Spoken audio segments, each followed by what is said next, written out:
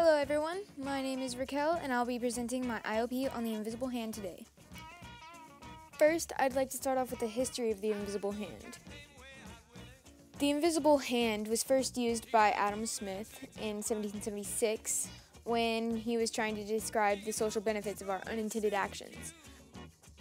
In his novel, he stated that by pursuing his own interest, he promotes that of the society more effectually than when he intends to promote it.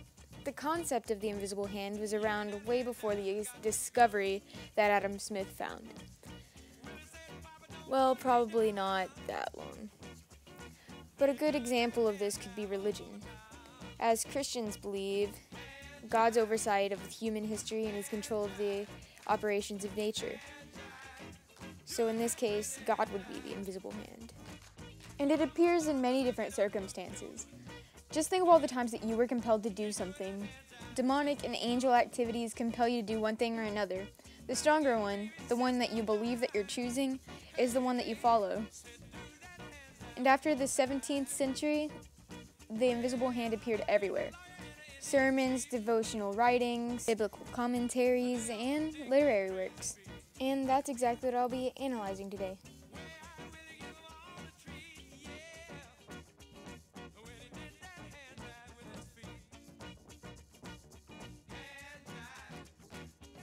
In Alice in Wonderland, there are multiple appearances of the invisible hand, but the first one was in the very first chapter at the very beginning, when Alice is compelled to follow the white rabbit, thus causing her to fall down the rabbit hole. My point is that a bigger force was to blame for Alice going down that rabbit hole. Another example of this shows up in Chapter 5 of Alice in Wonderland when Alice is talking to the Cheshire Cat. The Cheshire Cat claims that everyone in Wonderland is mad, which would mean that the characters don't have control over themselves, and everyone in Wonderland is just controlled by the madness that consumes them, like an invisible hand that actually has control over all of their actions. My next example is in Alice Through the Looking Glass in Chapter 4, when Alice is thought to be a figment of the Red King's imagination, and if he were to wake up, she is believed to disappear. In this situation, the Red King is the invisible hand that has control over Alice. My last example for Alice in Wonderland is in Chapter 8, when the Red King shows up to capture the king, but he was confused because he was supposed to capture the White King, and so it seems none of the chess pieces actually know that they're chess pieces. So they're just compelled by the game of chess.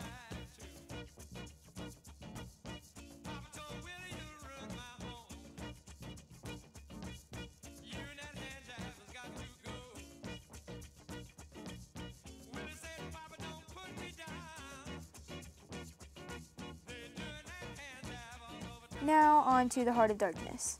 The overall structure of this book is the very definition of the invisible hand.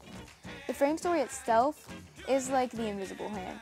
Marlowe tells his story in the way that he wants to tell it. He exaggerates what he wants, he excludes what he wants in order to get his point across.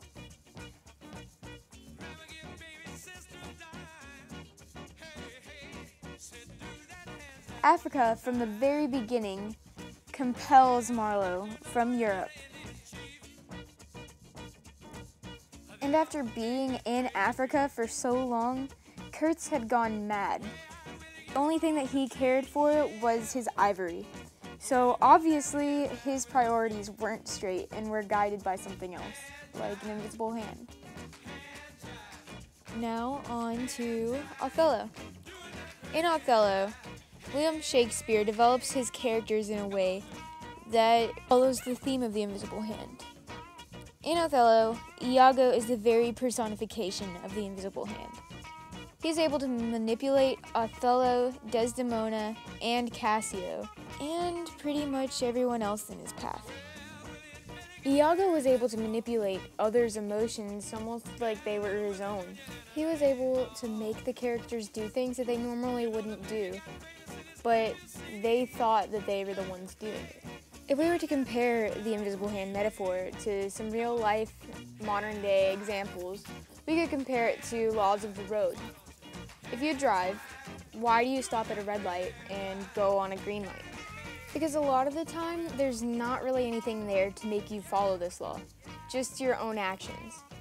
But you do follow it because you're better off in the long run. You avoid traffic tickets and, more importantly, you avoid dangerous accidents. So you and everyone else is better off for you doing this.